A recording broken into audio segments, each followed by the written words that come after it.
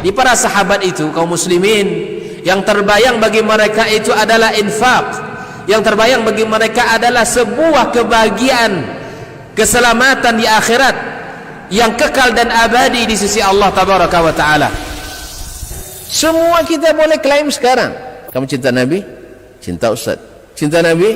Cinta Ustaz. Termasuk saya. Cinta Nabi? Cinta. Kapan tahunya? Besok di akhirat. Maka apa kata Nabi sallallahu alaihi wasallam? Amalur rajuli biyadihi. Penghasilan yang terbaik adalah pekerjaan yang dilakukan oleh seseorang dengan tangannya sendiri. Wa kullu bai'in mabrur, dan setiap jual beli yang mabrur. Ini aktivitas ini membantu saya di akhirat atau akan menyulitkan saya di akhirat? Kalau seandainya perbuatan itu ternyata akan menyulitkan kita di akhirat kelak, tinggalkan perbuatan itu. Salatu wassalam. Karena dengan ilmu inilah Nabi alaihi salatu wassalam membangun bangunan Islam yang kokoh, yang bernaung di bawahnya, diam di dalamnya orang-orang yang dimuliakan Allah Subhanahu wa taala, sehingga menjadi generasi terbaik yang diterima dan diridhai oleh Allah tabaraka wa taala. Mudah-mudahan usaha kita ini mendapat restu dari Allah, sebagaimana kita menginginkan mendapatkan ridhanya dengan kembali kepada beragama seperti para sahabat di bawah bimbingan Nabi sallallahu alaihi wasallam beragama dengan Alkitab was Sunnah.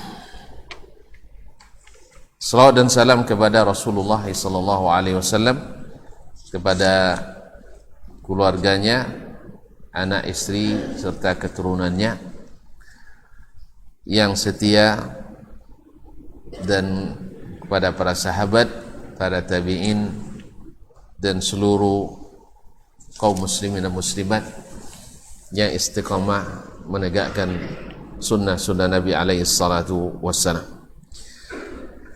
Ma'asyiral hadirin wal hadirat, kita tidak lupa pula berdoa untuk orang-orang tua kita, ibu bapak kita, para guru, ustadz dan ustadzah kita. Semoga setiap huruf yang mereka hajarkan dan hari ini kita sebarkan menjadi sedekah jariyah insyaallah, salah satu dari 3 pahala yang senantiasa mengalir setelah mereka wafat. Semoga yang masih hidup Allah lindungi, Allah bimbing dengan taufik dan hidayahnya, dan yang sudah meninggal Allah berikan karunia, ampunan, maghfirah dan rahmatnya, amin. Khususnya Imam Muslim bin Hajjaj rahimahullah ta'ala, yang pada kesempatan ini kita menimba ilmu dari kitabnya yang bersejarah ini.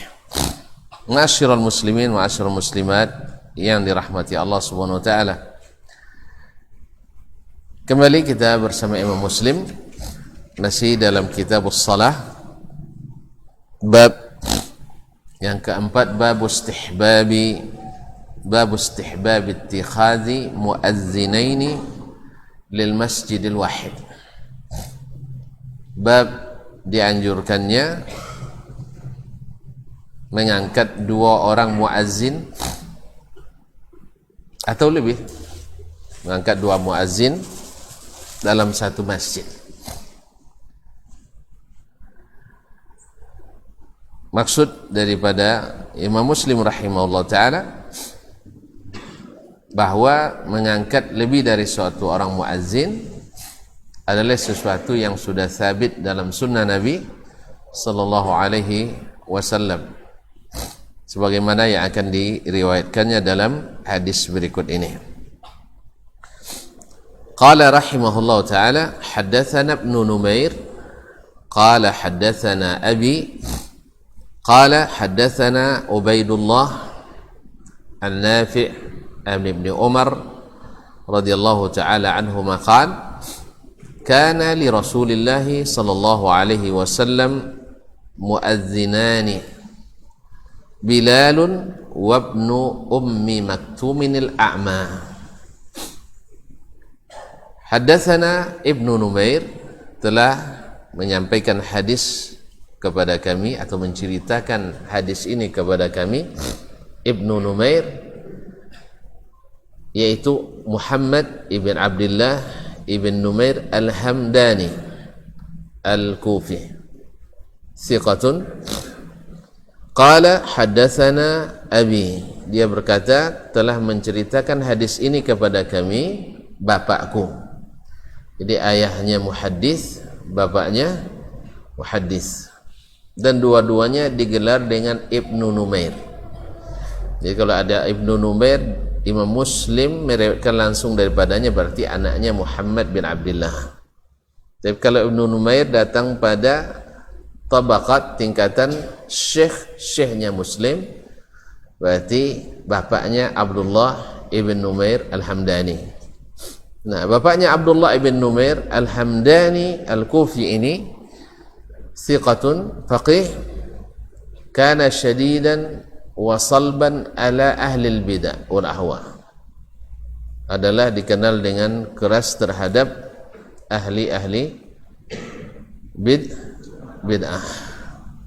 Ya, kalau ada yang keras sekarang ahli bid'ah, sudah ada juga dari dulu memang. Sebagaimana ahli bid'ah juga keras terhadap ahli sunnah. Buktinya ada yang menuduh sebagai biang teroris. Ya, yang kembali kepada sunnah, istiqamah, menjadikan Al-Quran sebagai dasar negara dalam berkehidupan, mengikuti manhaj as-salafus salih, Nabi dan para sahabatnya, dianggap sebagai pintu masuk terorisme. Sayangnya dia juga lahir dari situ, berarti termasuk biang teroris itu. Dia sendiri berpemahaman radikal nampaknya. Allah musta'an. Jadi orang gara-gara kepentingan, jabatan, nama dan sebagainya kadang-kadang lupa ilmu. Maka banyak-banyak berdoa kepada Allah SWT, Rabbana la tuzigh qulubana ba'da idh hadaitana. Nabi mengajarkan na'udzubillahi minal hawari ba'dal kawar. Bermohon kepada Allah dari sesat setelah mendapat hidayah. Semoga Allah berikan petunjuk kepada kaum muslimin secara umum dan kepada mereka yang tersesat atau tersilap lidah ini. Masyarul kiram yang dirahmati Allah, jadi dikatakan keras karena memang lawannya juga keras. Nyebut asokoy kalau bertemu toy, kan? Toy tentunya. Nggak habis toy, teras, teras nggak, koy nggak. Toy. Iya, kalau kayu itu kan ada matonya tuh, itu toynya itu. Keras enggak? Nah, itu. Jadi sebenarnya dakwah tak ada yang keras, nah. Yang keras adalah yang menerimanya. Ada yang keras adalah menerimanya. Buktinya Umar radhiyallahu taala anhu bisa menerima, lembut hati, nangis dia mendengar Al-Qur'an dan hadis-hadis Nabi sallallahu alaihi wasallam. Jadi kalau ada yang nyebut koy, dakwah sunnah itu sebenarnya hatinya keras menolak sunnah. Taib. Abdullah bin Numair al-Hamdani kana salban wa kana syadidan ala ahli al-bid'ah wal ahwa. Qala haddatsana Ubaidullah, telah menceritakan kepada kami hadis ini Ubaidullah, yaitu Ubaidullah Ibn Hafs Ibn Umar Ibn Asim Ibn Umar Ibn Khattab Al-Adawi Al-Madani, juga thiqatun faqih. Dia dua beradik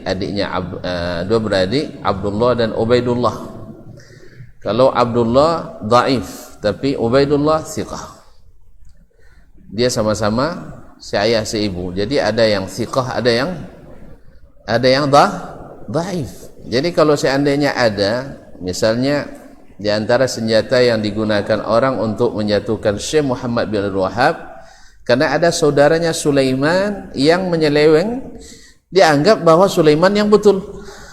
Ya, jadi ukurannya adalah karena ada saudaranya yang menolak dakwanya, ada saudaranya yang memfitnah dia. Kalau gitu Nabi juga ditolak oleh pamannya sendiri, Abu Lahab dan banyak banyak abu. Jadi tidak semua abu tu ahli sunnah. Memang ada abu yang bukan ahli sunnah. Kaum muslimin dan muslimat dirahmati Allah, maka tidak ada, walaupun penampilan sama tapi pemahaman tidak sama. Tidak sama pemahaman. Ya, walaupun penampilan sama. Makanya benarlah apa yang dikatakan oleh aparat polisi bahwa terorisme itu bukan pakaian, bukan cadar, bukan cingkrang, bukan jenggot, tapi adalah pemahaman. Apa yang ada di pikirannya. Soalnya teroris di Amerika pakai blue jean dia. Jelas? Teroris di Myanmar pakai kain ihram sirah. Tahu sirah? Siga. Merah gitu. Teroris di Cina botak-botak. Juga pakai jenggot. Kaum muslimin dan muslimat. Jadi teroris itu tidak ada, bukan pakaian, tapi adalah pemahaman yang menyimpang. Nah, kembali kepada as-salaf, ada sahabat, pemahaman sahabat yang terkenal di kalangan lawan dan kawan, bahwa tidak ada pernah generasi yang lebih penyayang kepada makhluk Allah daripada generasi tersebut. Jangankan kepada manusia, kepada hewan pun mereka sangat perhatian. Abdullah bin Umar ketika melihat sekelompok pemuda mengikat seekor burung lalu mereka lempar dengan batu-batu kerikil, Abdullah bin Umar langsung menegur mereka. Nabi SAW melarang menjadikan hewan yang bernyawa sebagai sasaran siti. Tahu siti? Enggak juga. Wang kinang tak tahu tu siti. Hah? Kalau dipokan sampai siti ialah nak tak tahu. Kan itu siti lah. Ketapel. Nah, apa susikor? Potiang. Tak panah aja. Kalau panah unciang apa? Kalau ikut batu di no. Panah ya sikono mo. Dia musikin wang kinang baru kami lah. Itu kami siti nomor kami tu. Nah, batu ketapel. Batu batu perlu. Masya Allah. Mak lambo dan kinang tak tahu ben panah. Itu je tahun darun tak sabun-sabun dia orang kinang ke dan dia. Subhanallah. Hah? Itulah tak sabun. Panah nama ya. Baik.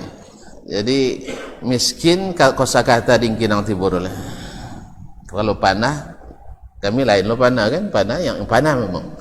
Baiklah kaum muslimin dan muslimat. Nabi melarang menjadikan hewan yang bernyawa sebagai sasaran untuk disiksa. Apalagi manusia. Dan dalam Islam, pandangan Islam terhadap orang terhadap makhluk itu, ini di atas puncak nilai-nilai kemanusiaan. Tidak ada yang bisa menandingi Islam. Nah, cuman ada sebagian umat Islam yang tidak belajar Islam dengan benar sehingga melenceng dari jalan yang benar. Maka itulah pentingnya kembali kepada as-salaf yang telah direkomendasikan oleh Allah Subhanahu wa taala dan Rasulnya sallallahu alaihi wasallam. Qala Ubaidullah tadi, jadi sang dhaif, sang thiqah. Nah, dhaifnya tidak berpengaruh kepada yang thiqah. Sebagaimana kufurnya Abu Lahab tak berpengaruh kepada imannya Nabi Muhammad sallallahu alaihi wasallam. Menyimpangnya pemahaman Sulaiman bin Abdul Wahab tidak berpengaruh kepada lurusnya pemahaman Syekh Muhammad bin Abdul Wahab. Jadi kalau kapio pamannya berarti kapio lainnya tidak mungkin. Atau seandainya menyimpang pamannya lalu kita katakan dia salah atau ditentang oleh keluarganya, berarti salah. Kalau tidak ada dai kecuali ada keluarganya yang tidak yang tidak menyetujui dakwahnya. Iya, Tidak ada dai kecuali ada anggota keluarganya, anggota sukunya, pamannya, eteknya, abangnya yang tidak menyetujui dakwanya. Pasti ada. Cuman ada yang memusuhi, ada yang ontok-ontoknya.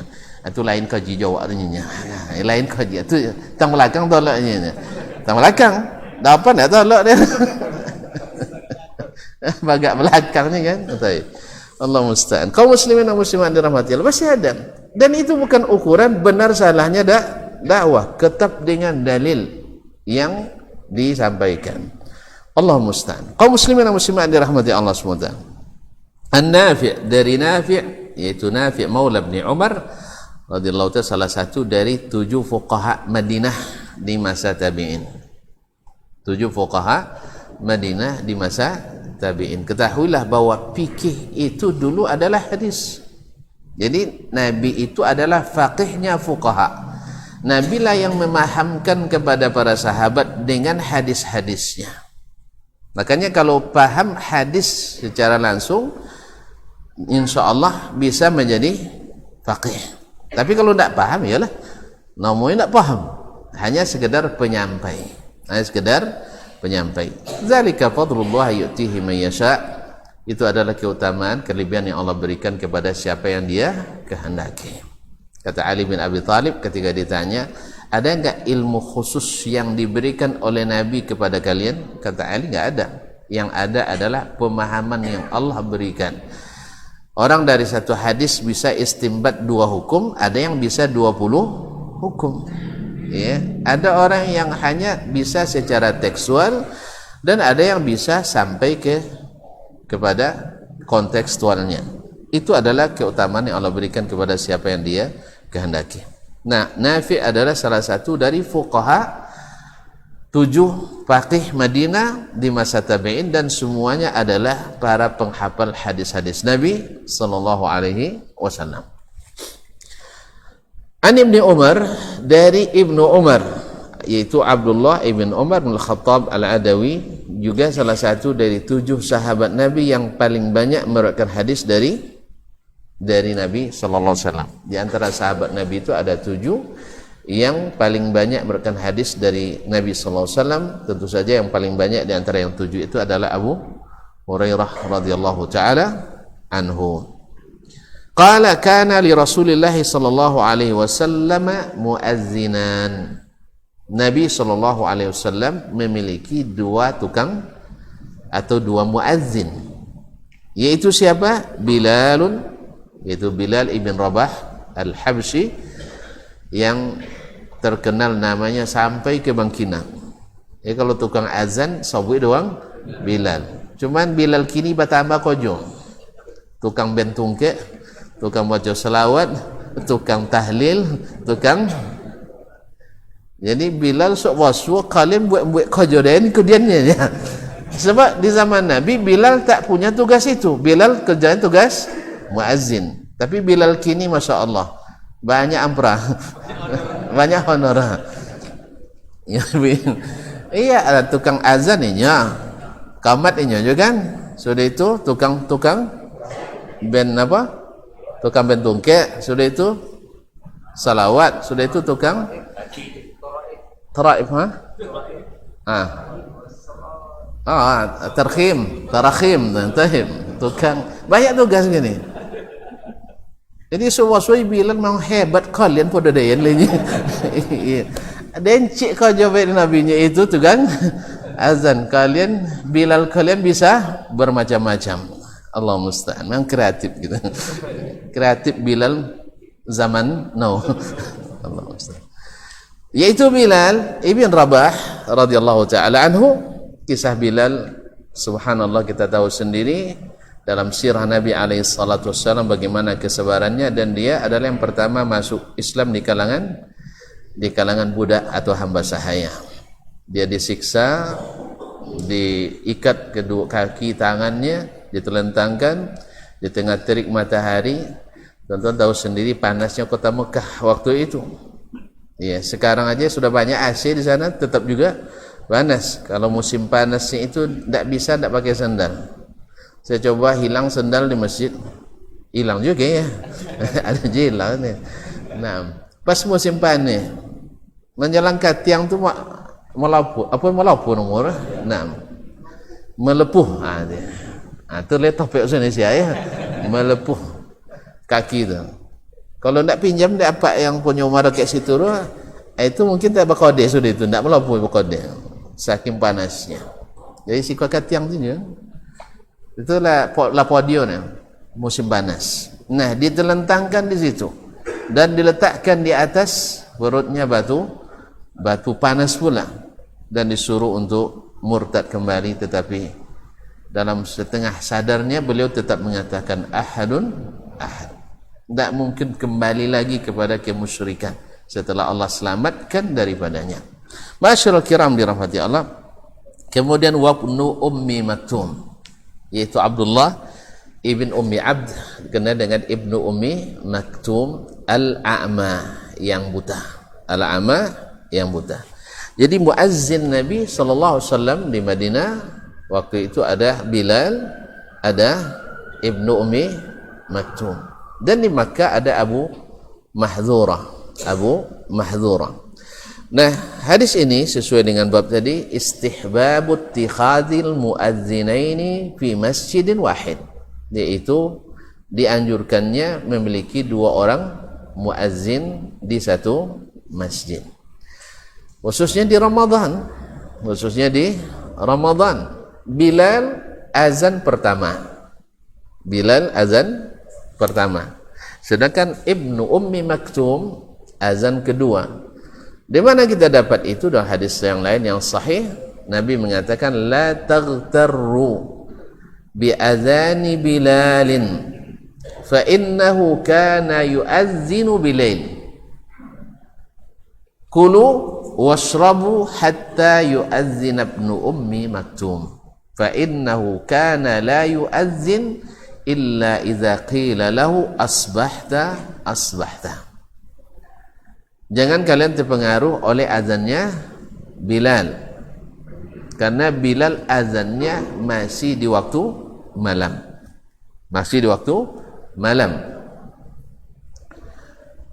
Makanlah, minumlah sampai azannya Abdullah bin Ummi Maktum, sebab dia tidak azan kecuali bila dikatakan kepadanya sudah masuk waktu subuh. Jadi Abdullah bin Ummi Maktum azan yang kedua di waktu subuh itu, yaitu azan tanda masuknya salat. Bilal azan untuk membangunkan orang yang mau sahur atau mau qiyam al-lail atau witir setidaknya. Ma'asyiral kiram dirahmati Allah SWT, ini yang menjadi syahid hadis ini disebutkan dalam bab ini, yaitu satu masjid dianjurkan atau boleh memakai 2 orang muazzin. Ma'asyiral muslimin wal muslimat dirahmati Allah SWT, yang di zaman Nabi adalah Bilal dan ibnu Ummi Maktum. Bilal radhiyallahu taala anhu menjadi muazzin Nabi yang paling terkenal, sehingga sampai-sampai semua muazzin disebut Bilal. Siapa Bilalnya? Bilal sudah menjadi brand khusus untuk para muazzin. Dan Bilal dipilih sebagai jadi muazzin karena memang suaranya tadi. Karena Nabi kata fa innahu anda minka sautan. Suaranya lebih nyaring daripada suaramu, atau lebih merdu daripada suaramu. Dan azan itu kaum muslimin dan muslimah dirahmati Allah adalah fadilatnya sangat besar. Kemarin kisah orang Sudan ya, dengan azan akhirnya terbayar gaji 5 tahun. Tapi memang sengsara dulu baru nikmat, bersakit-sakit, berakit-rakit ke hulu berenang-renang ke tepian. Sakit-sakit dahulu 5 tahun, numpang tidur, numpang makan dengan kawan-kawan. Pas mau pulang tak ada pula piti untuk bayi tambang. Itu pun di sama apa namanya iuran kawan-kawan. Hendaklah dia bewang saku pula dekat kawannya, kawan tak je cukup piti kan. Nah, tapi alhamdulillah dengan izin Allah, dengan azan beberapa hari dia di masjid tersebut, akhirnya ada hamba Allah yang tergerak hatinya dan tertarik kepada suaranya, dan akhirnya sengsara membawa nikmat. Inna ma'al usri yusra. Ma'asyiral kiram yang dirahmati Allah, itulah sebabnya karena dia tidak pernah meninggalkan masjid dalam keadaan senang ataupun sulit. Jadi dalam keadaan senang maupun sulit, jangan tinggalkan rumah Allah SWT. Karena rumah Allah ini, ya, kalau kita sering datang dan mengetuk pintunya, insya Allah lambat laun pasti akan dibuka. Makanya ketika suara azan dikumandangkan, bersegeralah datang ke rumah Allah Subhanahu wa ta'ala. Kaum muslimin dan muslimat dirahmati Allah, hadis ini menunjukkan satu, bolehnya mengambil 2 orang muazzin di masjid atau di satu masjid. Yang kedua, bahwa orang buta boleh jadi muazzin, tapi dengan syarat harus ada orang yang melihat, yang mengingatkan. Kalau tidak, azan subuh jangan 12 malam ya.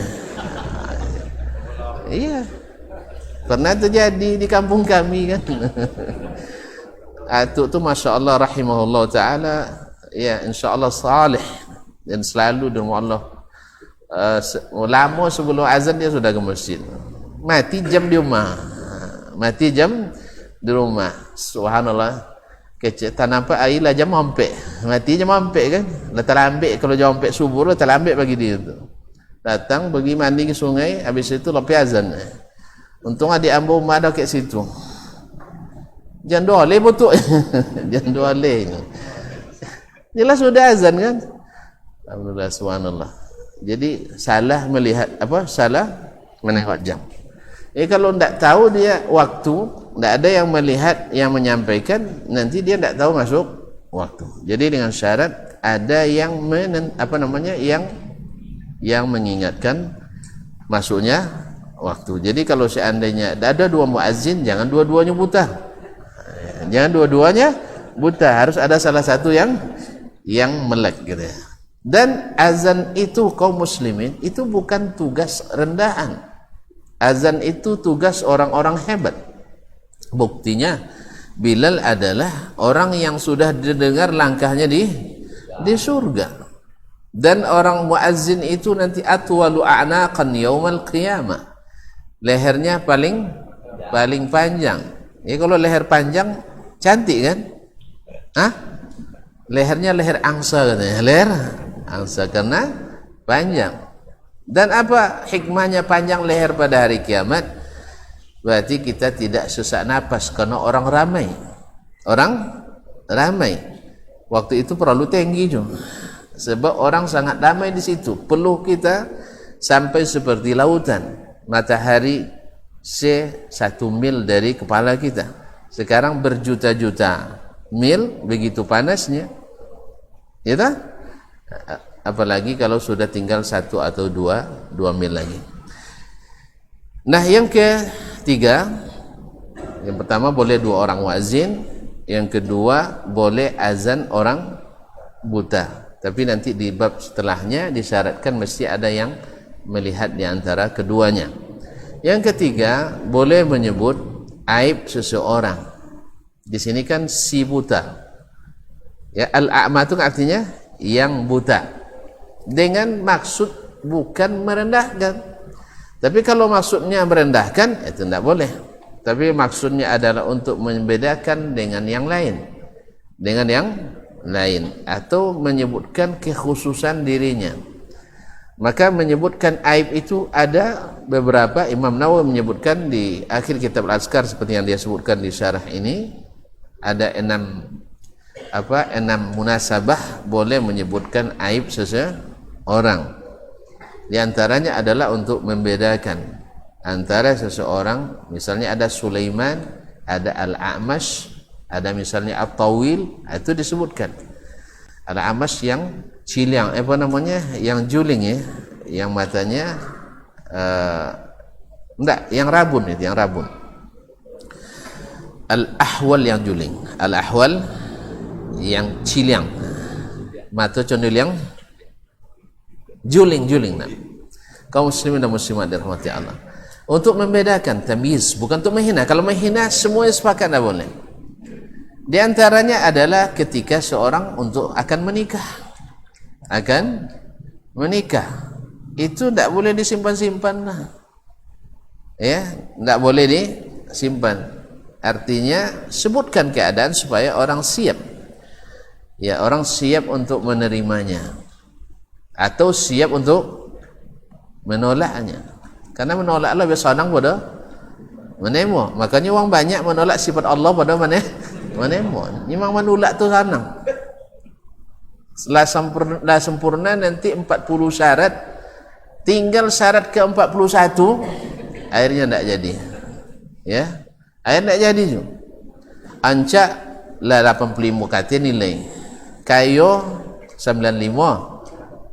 Penyayang tu sodo. Sudah itu terakhir lolo apa kawunya. Hai, kau ndak isarnya. Awak lolo mimpi apa nak tidur apa pasal tipis tidurnya kan, mudah terbangun. Dapat wang rumah kau.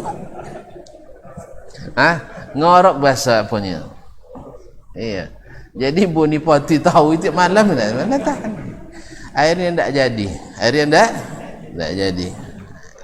Padahal dapat 40 syarat bagus-bagus kan? Bagus-bagus syaratnya, keibuan, penyayang, suka senyum, penyimpan rahasia, pandai cari duit, dimanapun disimpan suami dapat.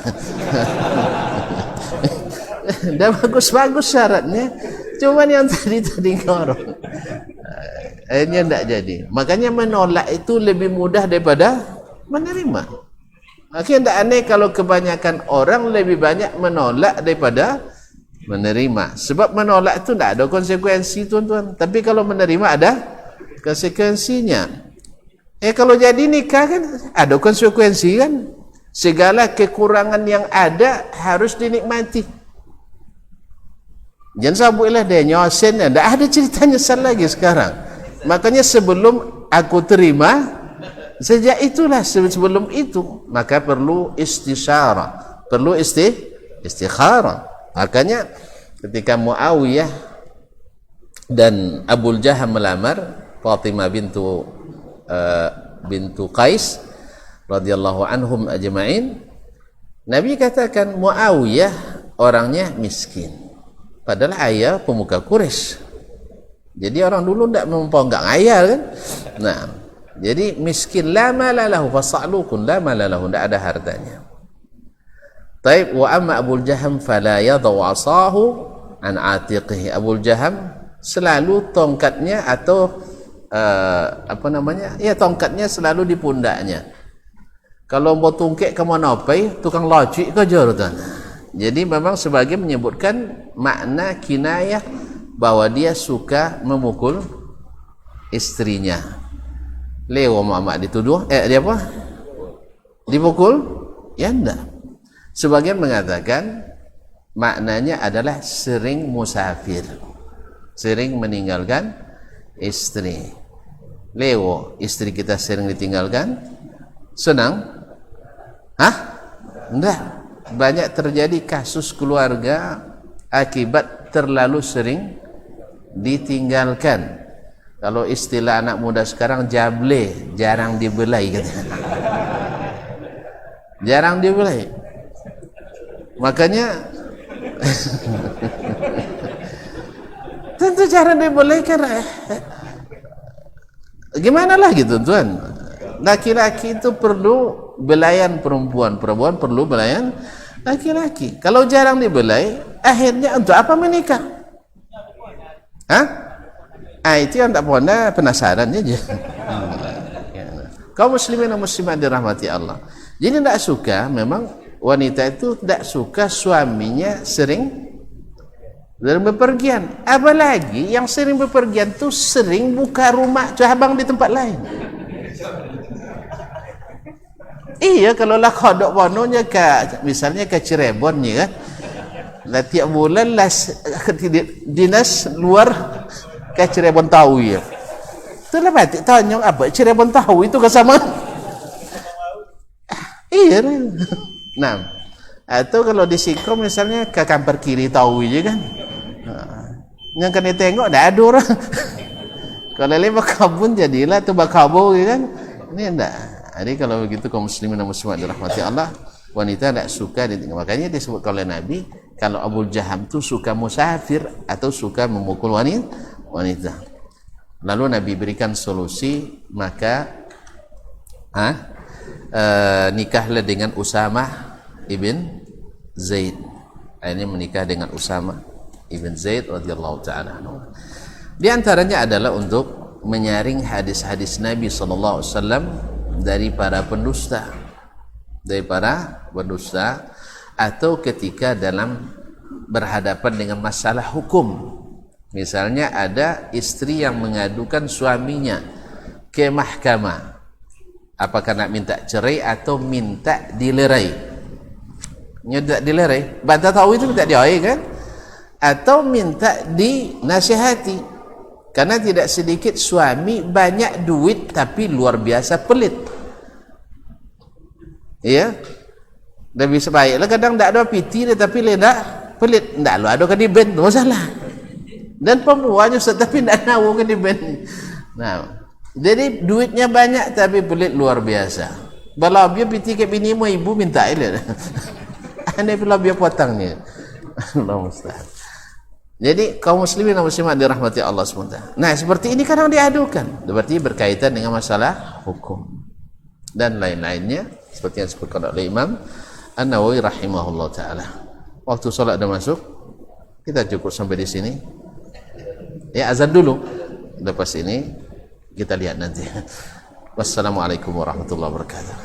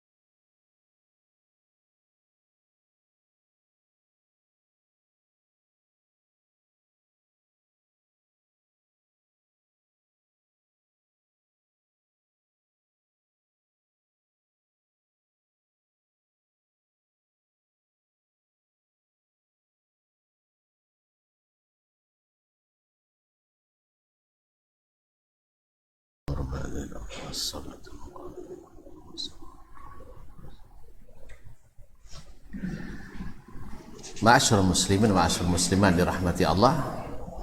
Kemudian ada masalah berapa orang muazzin yang boleh diangkat, apakah boleh lebih dari itu? Terjadi khilaf di antara para ulama.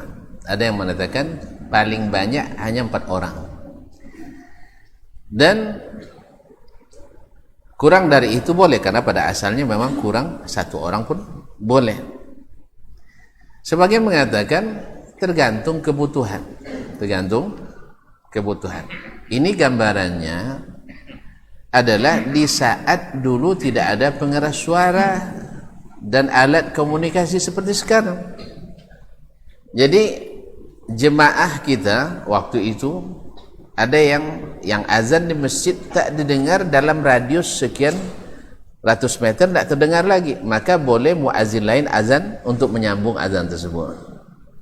Tapi kalau alhamdulillah hari ini 1 orang dah cukup. Atau kalau seandainya karena terganggu pekerjaannya mungkin 2 orang. Intinya tergantung kebutuhan. Nah, yang kedua, masalah lagi, siapa yang berhak qamat? Misalnya ada muazzin 2 orang, lalu 1 azan 1 qamat. Kan sering terjadi itu. Kadang makmum lo kayaknya orang tak tahu mana-mana tiba langsung qamat. Kaum muslimin dan muslimat dirahmati Allah, datanglah hadis dari Imam Ad-Darqutni bahwasanya orang yang azan lebih berhak untuk qamat. Orang yang azan lebih berhak untuk qamat.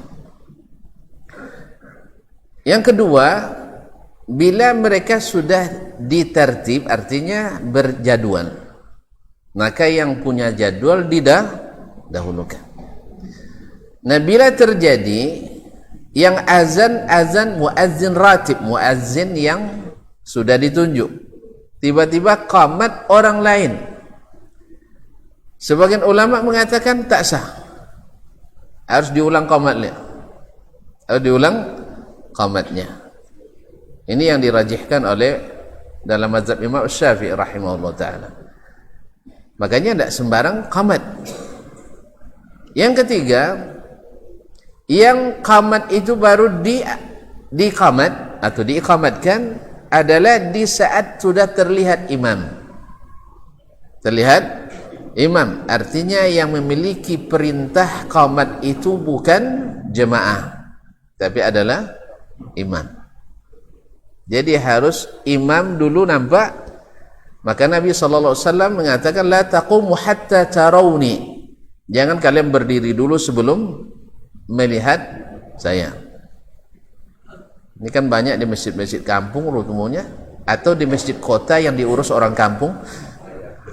Kan banyak juga masjid di kota tapi pengurusnya orang kampung. Kan orang kampung dan kayaknya ndak lah mau ngaji nah. Hanya bakoy lero. Hanya ndak mau ngaji tapi bakoy. Subhanallah. Jadi dibuat amalan-amalan baru oleh orang yang tidak pernah dilakukan di situ, tapi amalan yang diada-adakan tak ada yang protes. Tapi ketika dibuat amalan yang jelas-jelas dalilnya, banyak yang protes. Tidak pernah dibuat orang situ bang bau, tapi bid'ah mau setan mau, subhanallah. Tak entahlah kalian mau nyanyi. Dan masalah khilafiyah nyanyinya. Tapi ketika diamalkan sunnah Nabi, setan gelisah. Kok kaji mudah apa itu kaji paling lama. Itu kaji yang paling lama, cuman lama tertimbun masalahnya. Lama tertimbun. Allah musta'an. Baiklah kaum muslimin dan muslimat dirahmati Allah. Kemudian kita lanjutkan hadis yang berkenaan dengan masalah ini. Jadi siapa yang qamat, yang azan, dia yang lebih berhak qamat. Nah, kalau seandainya qamat yang juga muazzin yang ditunjuk, terjadi khilaf. Ya, sebagian mengatakan boleh, tapi yang aula, yang afdal adalah muazzin yang azan tadi, karena itu jadwalnya dia. Jelas? Nah, kalau ada yang jemaah yang bukan ditunjuk jadi muazzin tiba-tiba qamat dia.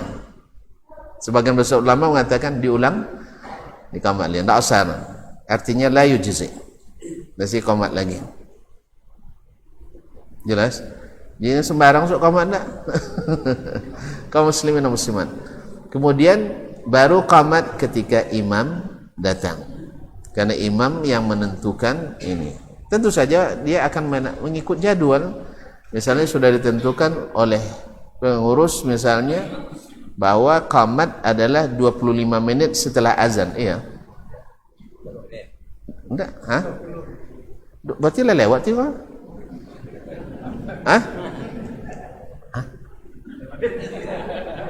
Lah lewat ya. Tapi imam belum tahu agak lah. Jadi imam belum tahu agak lah. Kaum muslimin dan muslimat dirahmati Allah, ditentukan itu, tentu imam akan datang pada waktu itu. Kalau terlambat 2-3 menit, biasalah tuan-tuan. Tapi kalau terlambat 3 menit, itulah tentu ada imam cadangan atau imam serap ya, dan sebagainya. Tapi tetap imam lebih berhak untuk menentukan qamat tadi.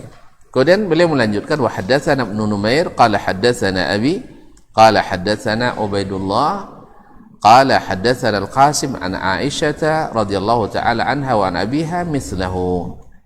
Dan telah disampaikan hadis ini pada kami oleh Ibnu Numair, yaitu Muhammad bin Abdullah bin Numair tadi seperti sanad ini sebelumnya. Hadatsana Abi setelah menyampaikan hadis ini kepada kami bapakku, yaitu Abdullah bin Numair Al-Hamdani. Qala hadatsana Ubaidullah, yaitu Ubaidullah ibn Umar ibn Hafs ibn Asim ibn Umar bin Khattab radhiyallahu ta'ala al-Madani al-Umari. Qala hadatsana Al-Qasim, yaitu Qasim ibn Muhammad ibn Abi Bakar As-Siddiq, juga salah satu dari 7 fuqaha Madinah di masa tabi'in. An Aisyah radhiyallahu ta'ala anha, dari Aisyah. Aisyah ini adalah saudari neneknya, saudari daripada nenek Al-Qasim tadi. Kan neneknya Asma binti Abi,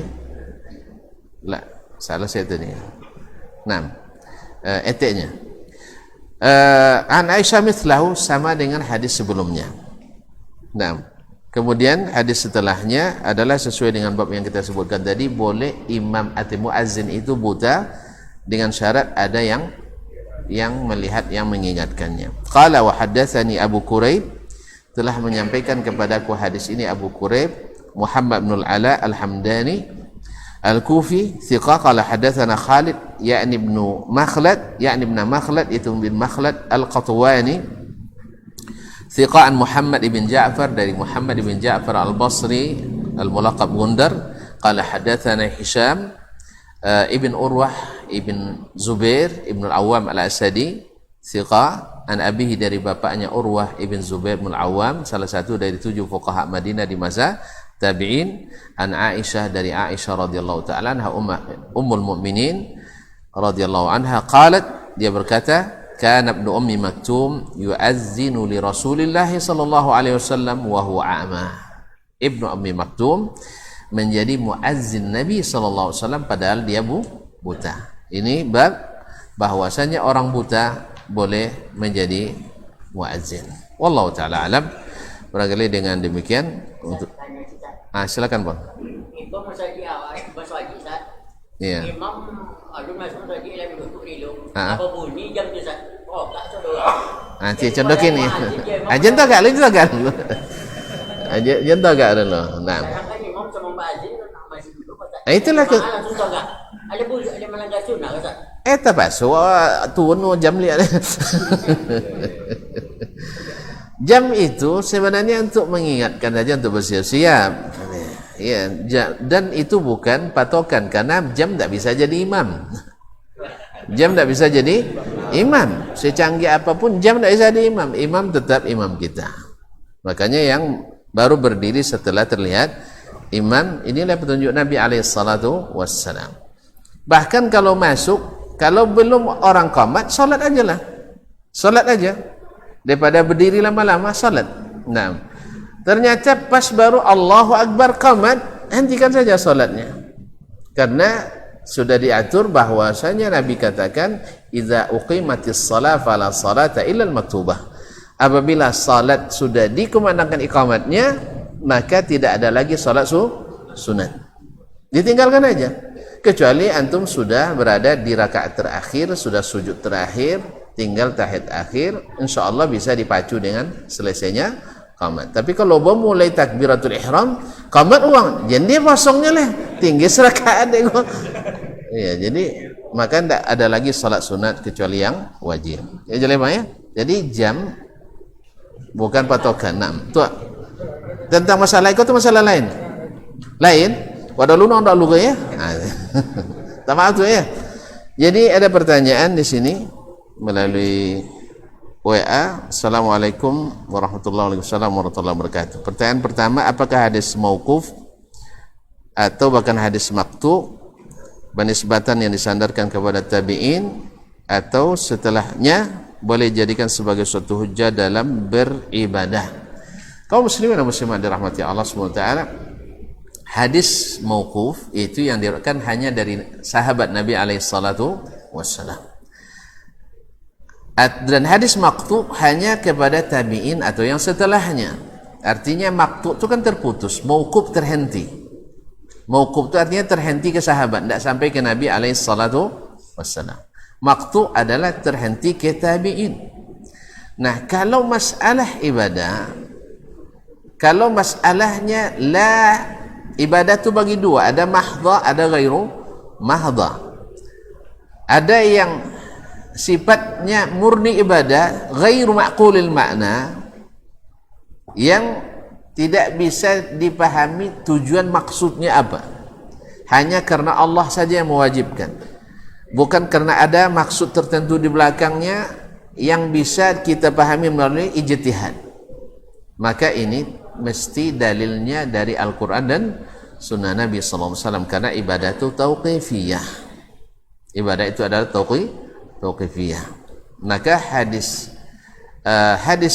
mauquf bila masuk dalam masalah yang tidak boleh ijtihad di dalamnya, hadis mauquf bila tidak masuk masalah ijtihad, seperti tentang berita tentang masalah gaib.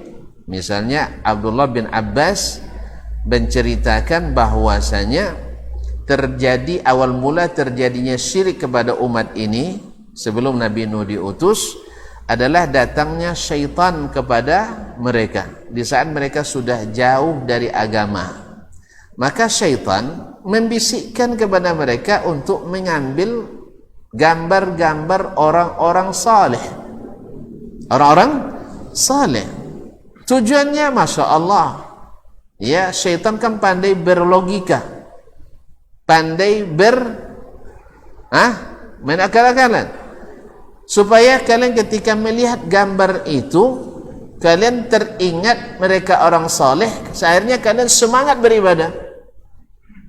Ya, karena yang berfatwa itu adalah syekh. Ya, karena yang fatwa itu adalah syekh, syaitan. Ya, karena syaitan iblis datang dalam penampilannya sebagai syekh. Jelas? Akhirnya karena mereka tak berilmu, tentu mudah ditipu. Karena mereka tak berilmu, mudah ditipu. Apalagi penipunya syekh. Apalagi penipunya syekh. Maka hati-hati jadi syekh. Jangan jadi syekh penipu umat. Karena kalau tidak jujur menyampaikan ilmu, termasuk penipu ilmu. Kaum muslimin dan muslimat dirahmati Allah, lewat generasi itu mereka tetap juga tidak berilmu. Karena apa? Sudah percaya dengan bisikan syekh. Akhirnya datang lagi syekh, ya, ke generasi berikutnya. Apa tujuan kalian bikin gambar-gambar di sini? Oh, kami terima dari ayah kami dulu, nenek moyang kami, ini orang-orang saleh. Kalau melihat mereka kami semangat beribadah. Kalian keliru. Saya ini ahli ilmu. Saya adalah ahli ilmu. Kalau orang yang tak berilmu menengok penampilan seperti itu, sorbannya setinggi loteng, Masya Allah, jenggotnya sampai ke lutut, Masya Allah. Oh, lalu apa sih? Dibilang ini orang-orang dekat dengan Allah. Orang soleh itu kan dekat dengan Allah. Masuk akal kan? Makanya kalian orang-orang pendosa.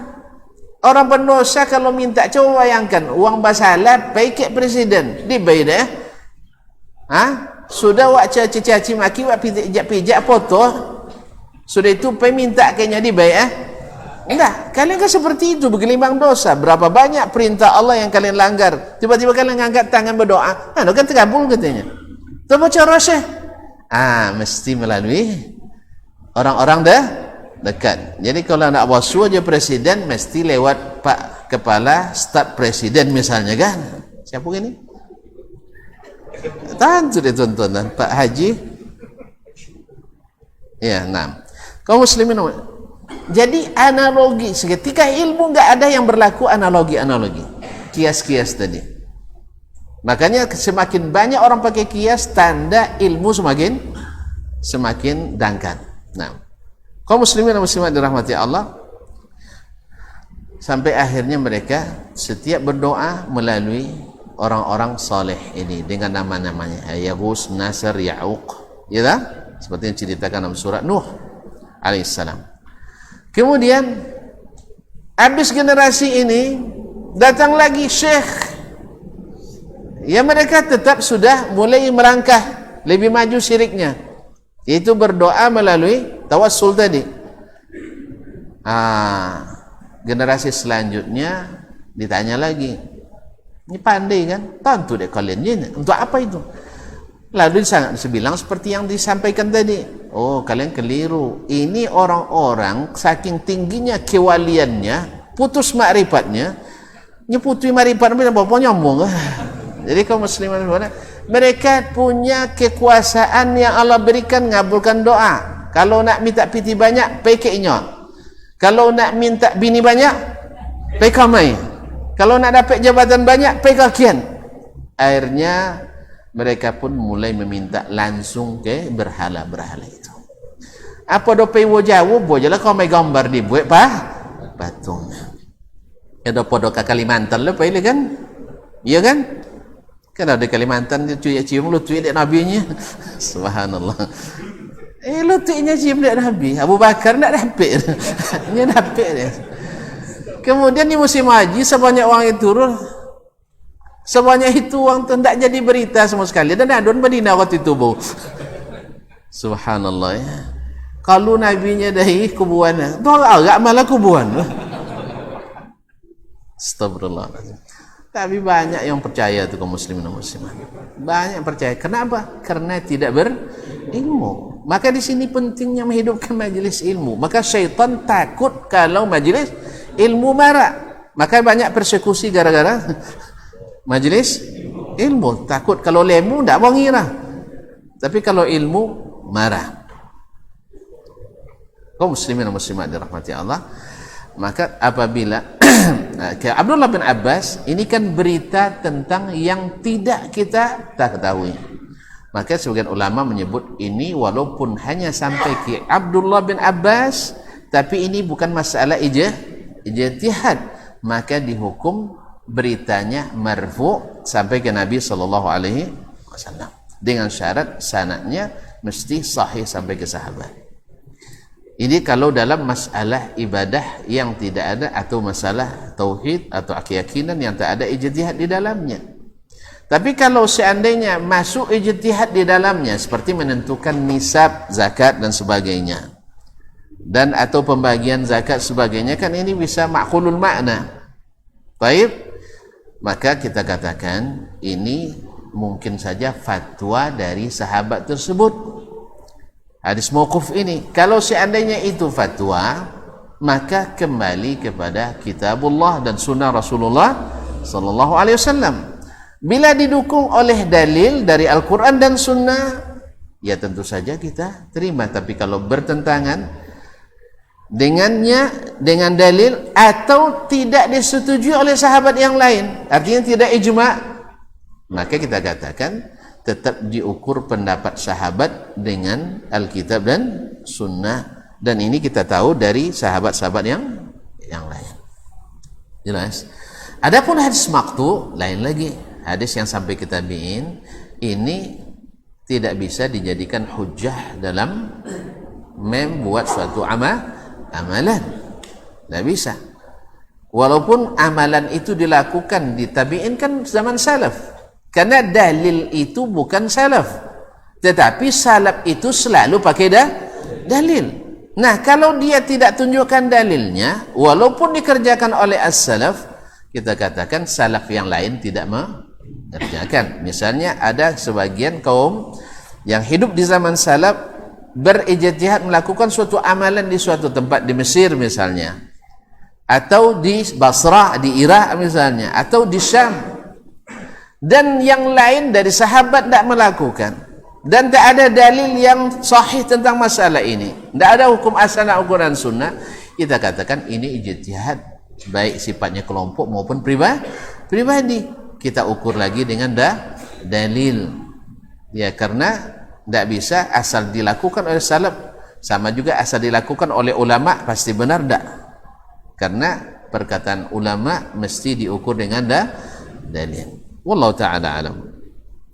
Kemudian apakah hadis mauquf dan yang hadis maqtu tersebut ada dalam Sahih Bukhari atau Sahih Muslim? Ada, tetapi tidak masuk usulul kitabaini, tidak masuk asal kitab, artinya tidak masuk intinya, itu hanya pelengkap saja.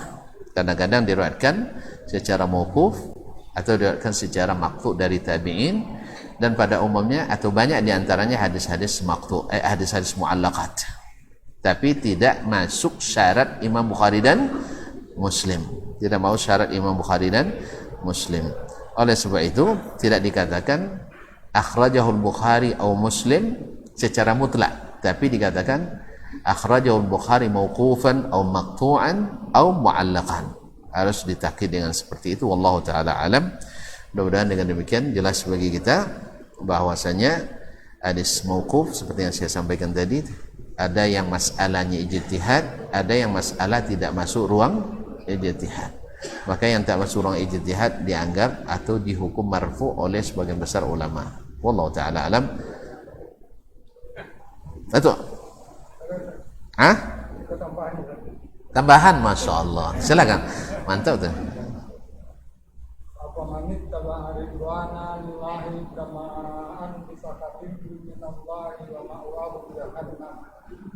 Ulang itu. Ulang nih.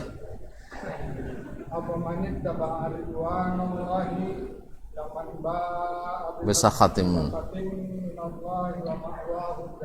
Nah, apakah sama orang yang mengikuti ridha Allah dengan orang yang mengikuti kemurkaan Allah yang tempatnya adalah di neraka jahanam? Kan tidak sama, nah? Makanya kita ikuti yang diridai Allah, yaitu para sahabat al-muhajirin wal ansar. Jangan ikuti yang dimurkai oleh Allah. Allah tidak suka kita mengada-ngada dalam agama, sebab dia sudah lengkapi semuanya. Nah, kalau kita ada-adakan dalam agama, Allah tak suka. Allah tak suka, sebab banyak penyimpangan terjadi, penyesatan umat dari umat dahulu sampai sekarang akibat mengada-ngada dalam agama. Sesatnya Yahudi karena mengada-ngada dalam agama, sesatnya Nasrani karena mengada-ngada dalam agama, sesatnya umat ini karena mengada-ngada dalam agama, sekalipun namanya hasanah, karena pembuatnya Kak Hasanah bisa aja. Nah, tapi wallahu ta'ala alam, maka jangan ikuti yang dimurkai oleh Allah Subhanahu wa taala, karena kemurkaan Allah itu bisa menyebabkan kita masuk neraka. Wallahu ta'ala alam. Apalagi sampai membuat kita murtad dari agama, sampai membuat kita keluar dari agama, karena di antara yang diada-adakan ada yang membuat kita keluar dari agama, seperti tadi umat tadi mengada-ngadakan atas bisikan syekh syaitan, yaitu membuat gambar-gambar orang soleh untuk dijadikan untuk tawasul. Ya, sekarang kan banyak orang jual gambar-gambar syekh kan untuk apa? Biar lancar rezeki gitu ya. Iya, lancar rezeki. Laris pula, Allah musta'an. Sudah itu tidak lama tutik. La haula wala quwwata. Walaupun lancar tuan-tuan, itu adalah istidraj dari Allah Subhanahu wa taala. Oleh sebab itu, jangan ada-adakan agama karena ini bisa menyesatkan umat kita. Wallahu taala alam. Wa sallallahu ala nabiyyina Muhammadin wasallam. Wa subhanakallahumma bihamdik asyhadu an la ilaha illa anta astaghfiruka wa atubu ilaik. Wassalamualaikum warahmatullahi wabarakatuh.